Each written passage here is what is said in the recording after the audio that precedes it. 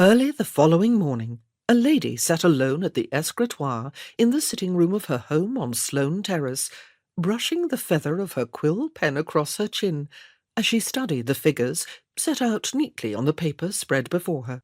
Her slippered foot smoothed lightly over the back of her dog, a collie who was snoozing contentedly beneath the desk. There was enough money without dipping into her woefully meagre savings. The bills for coal and candles had been paid a week ago. They were always a considerable expense. She did not have to worry about the salaries of her 3 servants. They were taken care of by a government grant. And, of course, the house was hers, given to her by the same government.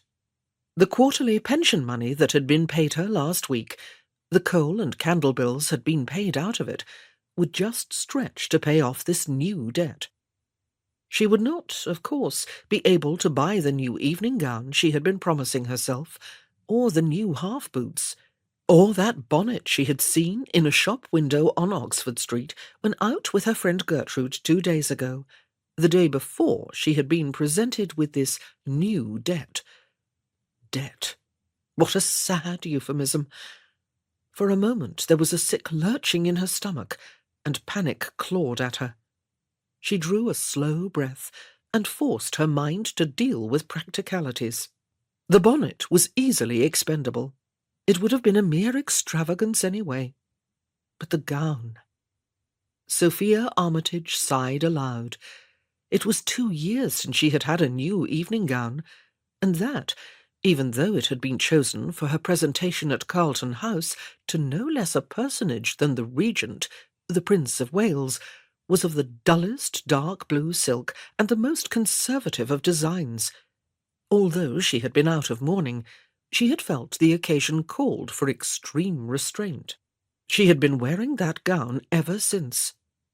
She had so hoped this year to have a new one. Although she was invited almost everywhere, she did not usually accept invitations to the more glittering ton events. This year, though, she felt obliged to put in an appearance at some of them at least.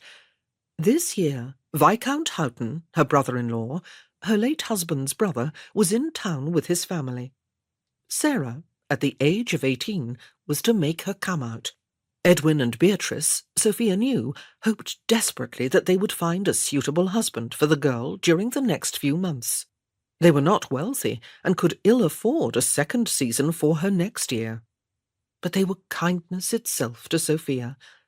Although her father had been a coal merchant, albeit a wealthy one, and Walter's father had resisted her marriage to his son, Edwin and Beatrice had treated her with unfailing generosity ever since Walter's death. They would have given her a home and an allowance. They wanted her now to attend the grander events of the season with them.